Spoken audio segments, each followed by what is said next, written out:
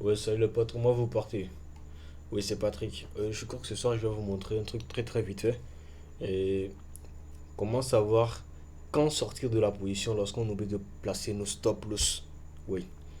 Et des fois, les gens sont en train de trader, peut-être en scalping, et puis ils oublient de placer le stop loss. Et bon, des fois, il y en a même qui prennent des positions sans placer de profit et de stop loss. Je vous dis aujourd'hui, c'est trop risqué, je vous en prie. Ne commettez pas l'erreur de 97% des traders qui 90% des traders qui commettent des erreurs et finissent les poches trouées dans la bourse et enfin se disent que le trading ça ne marche pas, le trading c'est de la narque et tout. Je vous en prie. Et arrêtez de trader sans stop loss. Et si vous voulez des secrets concernant les stop loss, je vais vous en montrer aujourd'hui. Comment savoir quand sortir du trade.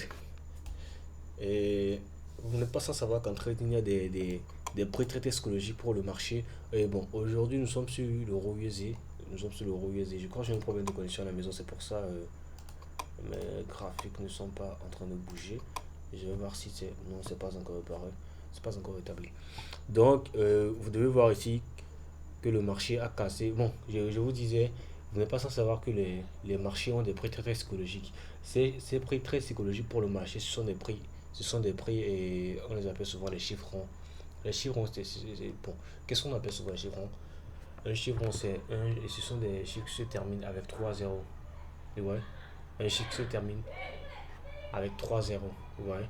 Donc ici, nous avons un 12 0 0 0 et le prochain c'est un 13 0 0 0. L'autre encore c'est un 14 0 0 0, un 15 0 0 0, et ainsi de suite. Donc à chaque fois que vous voyez un chiffre et vous voyez un prix avec 3 zéros à la fin, c'est un chiffre rond. Ici, j'ai pas noté un 10 0 0 parce que le marché n'a pas touché en ces derniers temps, excusez-moi, les 1 10 0 0 0. Du coup, je me suis arrêté à 1 12 0 0, un niveau de prix très très psychologique pour le marché. Bon, je vais vous montrer ce que ça fait de trader avec l'institutionnel sans indicateur sur le graphique. Bon, ici nous avions assisté à une cassure. Remarquez un peu ce qui s'est passé ici.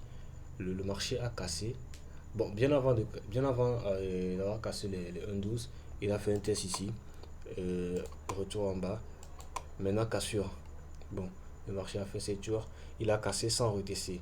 Il a fait ses tours, mais il n'a pas pu toucher les trucs là. Les 1,1300. Et il s'est retourné au niveau de.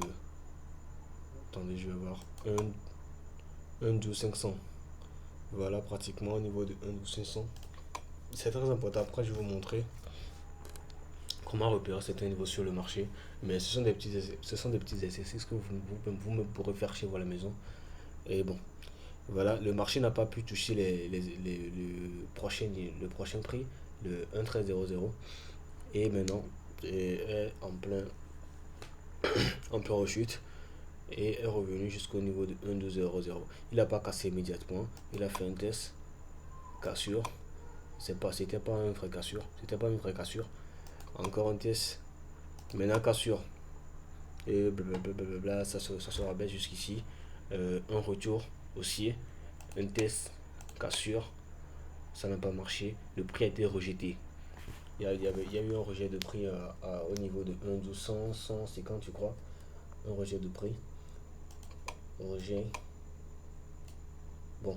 euh, Rejet, cassure, retest, chute jusqu'ici. Donc, vous devez comprendre qu'à chaque fois que le marché vient tester un niveau de prix psychologique, un chiffre rond, et qu'il a été rejeté par ce prix, alors le marché se trouve dans l'obligation de revenir jusqu'en bas. Vous voyez, non? Et le contraire, lorsque le marché se rabaisse jusqu'à un niveau de prix psychologique et qu'il a été rejeté et qu'il a été rejeté, ça repart en hausse, ça repart en hausse. Et bon, je sais pas, tu ne peux pas deviner si ça va s'arrêter au prochain niveau de prix psychologique. Excusez-moi, ce soir, je sais pas. Il y a le match de Bénin avec le Ghana, donc les gens sont en train de crier, ça me perturbe vraiment ici. Mais bon, je fais vraiment l'effort pour me concentrer, quoi. Donc je disais, à chaque fois que le prêt était rejeté par un niveau institutionnel, un niveau institutionnel, un prix psychologique de marché. Et ce que vous allez remarquer, c'est que le marché retourne dans le sens dans lequel on l'a rejeté, et en temps normal, elle est dans l'obligation d'aller rechercher le prix psychologique qui l'avait quitté en fait, qui l'avait quitté. Ouais, non. Donc ici, il a été rejeté pour rechercher le plus bas qu'il avait laissé. Ouais, parce qu'en fait, il n'a pas touché le 1,1000. Du coup, il n'a pas de prix psychologique à aller chercher ici. Ce qu'il doit aller chercher plutôt, c'est le plus bas qu'il avait fait entre temps. Vous voyez, non? Donc, il est revenu tester le plus bas qu'il avait laissé. Ensuite, il s'est retourné vers le haut. Cassure. Vous avez vu? Il a cassé. Il a fait un retest. Si vous passez en M15, ici je suis en H1, si vous passez en M15, vous avez remarqué qu'il a été, et que le graphique a un peu monté, est revenu vers le bas, et avant de repartir vers le haut. Donc voilà, il a fait ses mouvements petit patata, mais au finish, il est venu toucher le 1,1300. Je crois que j'ai touché le truc là un peu. Bon, c'est pas grave, mais c'est pas grave, juste noter que ce sont les 1,1300 qui sont ici. Voilà, il est venu toucher et il a été rejeté. Vous avez vu le, le, le prix psychologique, le marché a rejeté euh, le mouvement aussi qui était en cours. Donc, ça a fait une chute en temps normal qui devrait tester les 1,200. Il n'a pas testé. Je crois que ça a encore remonté un peu.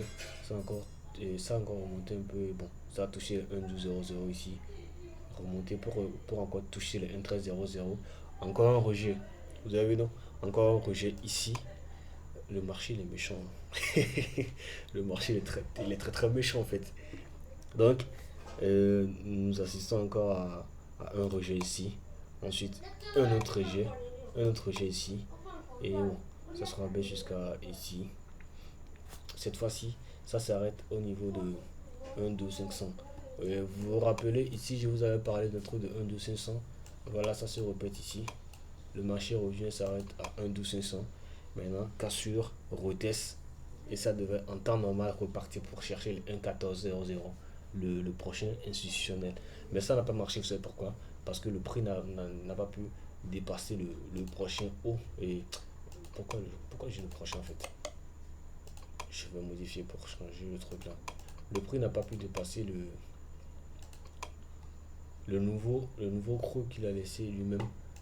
Voilà, nous étions ici. Le nouveau haut qu'il avait laissé lui-même, il n'a pas pu dépasser ce niveau. Du coup, il a reconnu un rejet et est venu casser les 1,1300.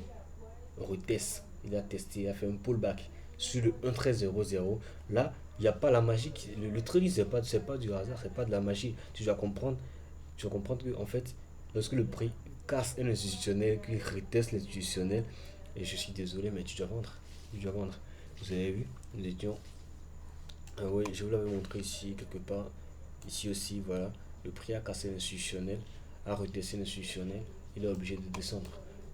Et il se répète ici aussi. Il a cassé l'institutionnel, il a retesté l'institutionnel. Il devait chuter. Alors il a chuté jusqu'à 1,12.